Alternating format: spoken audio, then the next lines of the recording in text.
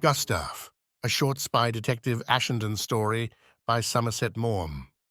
When Ashenden, given charge of a number of spies working from Switzerland, was first sent there, wishing him to see the sort of reports that he would be required to obtain, handed him the communications, a sheaf of typewritten documents, of a man known in the Secret Service as Gustav. "He's the best fellow we've got," said R. "His information is always very full and circumstantial. I want you to give his reports your very best attention. Of course, Gustav is a clever little chap, but there's no reason why we shouldn't get just as good reports from the other agents. It's merely a question of explaining exactly what we want." Gustav, who lived at Basel, represented a Swiss firm with branches at Frankfurt, Mannheim, and Cologne, and by virtue of his business was able to go in and out of Germany without risk. He traveled up and down the Rhine and gathered material about the movement of troops, the manufacture of munitions, the state of mind of the country, a point on which R laid stress, and other matters upon which the Allies desired information. His frequent letters to his wife hid an ingenious code, and the moment she received them in Basel, she sent them to Ashenden in Geneva, who extracted from them the important facts and communicated these in the proper quarter. Every 2 months Gustav came home and prepared one of the reports that served as models to the other spies in this particular section of the secret police. His employers were pleased with Gustav, and Gustav had reason to be pleased with his employers. His services were so useful that he was not only paid more highly than the others, but for particular scoops had received from time to time a handsome bonus. This went on for more than a year. Then something aroused R's quick suspicions. He was a man of an amazing alertness, not so much of mind as of instinct, and he had suddenly a feeling that some hanky-panky was going on. He said nothing definite to Ashenden, whatever R surmised he was disposed to keep to himself, but told him to go to Basel, Gustav being then in Germany, and have a talk with Gustav's wife. He left it to Ashenden to decide the tenor of the conversation. Having arrived at Basel and leaving his bag at the station, for he did not yet know whether he would have to stay or not, he took a tram to the corner of the street in which Gustav lived, and with a quick look to see that he was not followed, walked along to the house he sought. It was a block of flats that gave you the impression of decent poverty, and Ashenden conjectured that they were inhabited by clerks and small tradespeople. Just inside the door was a cobbler's shop, and Ashenden stopped. "Does Herr Grabo live here?" he asked in his none too fluent German. "Yes, I saw him go up a few minutes ago. You'll find him in." Ashenden was startled, for he had, but the day before, received through Gustav's wife a letter addressed from Mannheim, in which Gustav, by means of his code, gave the numbers of certain regiments that had just crossed the Rhine. Ashenden thought it unwise to ask the cobbler the question that rose to his lips, so thanked him and went up to the 3rd floor, on which he knew already that Gustav lived. He rang the bell and heard it tinkle within. In a moment the door was opened by a dapper little man with a close-shaven round head and spectacles. He wore carpet slippers. "Herr Grabo?" asked Ashenden. "At your service," said Gustav. "May I come in?" Gustav was standing with his back to the light, and Ashenden could not see the look on his face. He felt a momentary hesitation and gave the name under which he received Gustav's letters from Germany. "Come in, come in. I am very glad to see you." Gustav led the way into a stuffy little room, heavy with carved oak furniture, and on the large table, covered with a tablecloth of green velveteen, was a typewriter. Gustav was apparently engaged in composing one of his invaluable reports. A woman was sitting at the open window darning socks, but at a word from Gustav rose, gathered up her things and left. Ashenden had disturbed a pretty picture of connubial bliss. "Sit down, please. How very fortunate that I was in Basel. I have long wanted to make your acquaintance.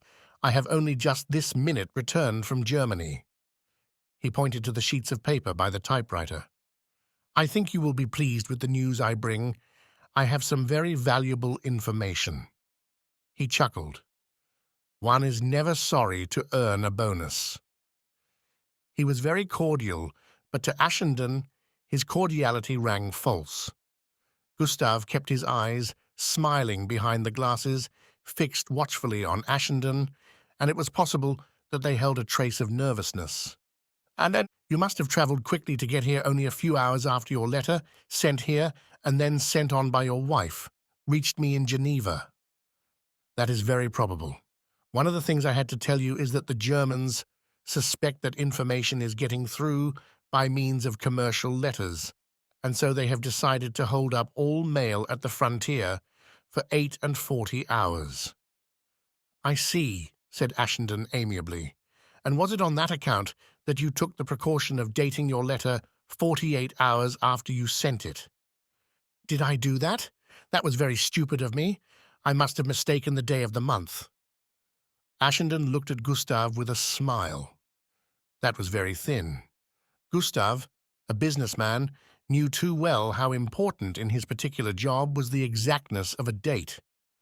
The circuitous routes by which it was necessary to get information from Germany made it difficult to transmit news quickly, and it was essential to know precisely on what days certain events had taken place. "Let me look at your passport a minute," said Ashenden. "What do you want with my passport?" "I want to see when you went into Germany and when you came out." "But you do not imagine that my comings and goings are marked on my passport? I have methods of crossing the frontier." Ashenden knew a good deal of this matter. He knew that both the Germans and the Swiss guarded the frontier with severity. "Oh, why should you not cross in the ordinary way? You were engaged because your connections with a Swiss firm supplying necessary goods to Germany made it easy for you to travel backwards and forwards without suspicion. I can understand that you might get past the German sentries with the connivance of the Germans, but what about the Swiss?" Gustav assumed a look of indignation. "I do not understand you. Do you mean to suggest that I am in the service of the Germans? I give you my word of honor. I will not allow my straightforwardness to be impugned." "You would not be the only one to take money from both sides and provide information of value to neither." "Do you pretend that my information is of no value? Why then have you given me more bonuses than any other agent has received? The colonel has repeatedly expressed the highest satisfaction with my services." It was Ashenden's turn now to be cordial. "Come, come, my dear fellow, do not try to ride the high horse. You do not wish to show me your passport, and I will not insist.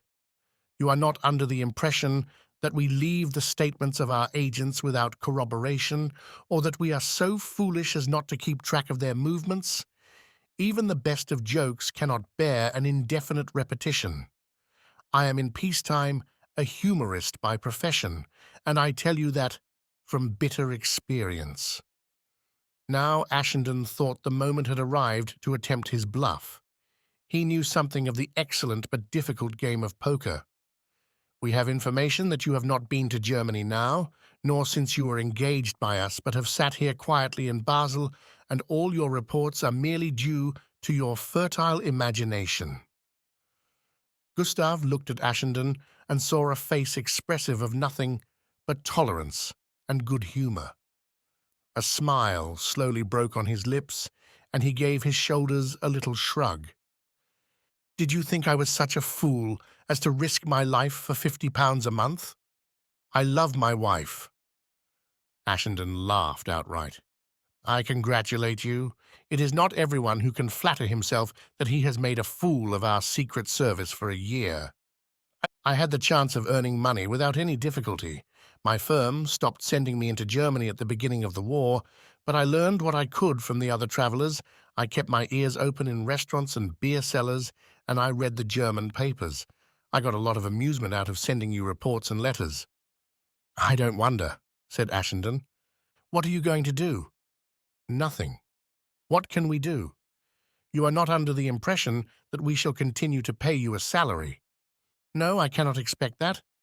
By the way, if it is not indiscreet, may I ask if you have been playing the same game with the Germans?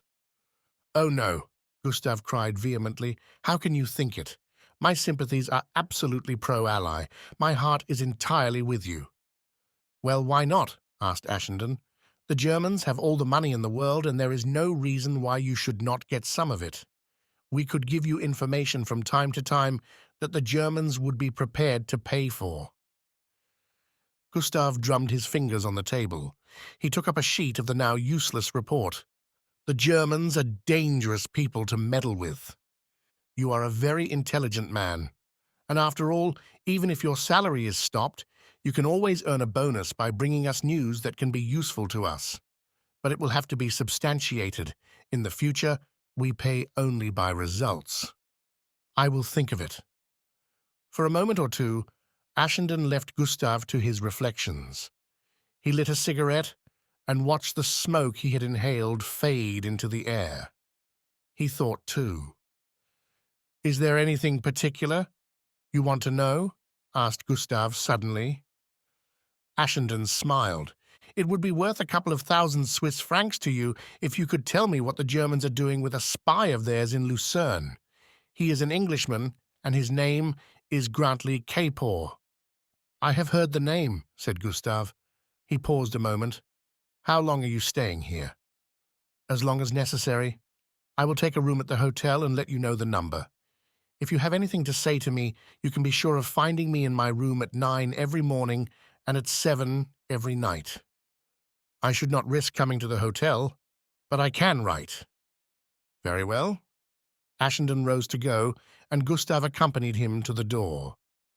We part without ill feeling, then? He asked. Of course. Your reports will remain in our archives as models of what a report should be. Ashenden spent 2 or 3 days visiting Basel. It did not much amuse him. He passed a good deal of time in the bookshops, turning over the pages of books that would have been worth reading if life were 1,000 years long. Once he saw Gustav in the street. On the 4th morning, a letter was brought up with his coffee. The envelope was that of a commercial firm unknown to him, and inside it was a typewritten sheet. There was no address and no signature. Ashenden wondered if Gustav was aware that a typewriter could betray its owner as certainly as a handwriting. Having twice carefully read the letter, he held the paper up to the light to see the watermark. He had no reason for doing this except the sleuths of detective novels always did it, then struck a match and watched it burn. He scrunched up the charred fragments in his hand. He got up, for he had taken advantage of his situation to breakfast in bed, packed his bag, and took the next train to Bern. From there, he was able to send a code telegram to R.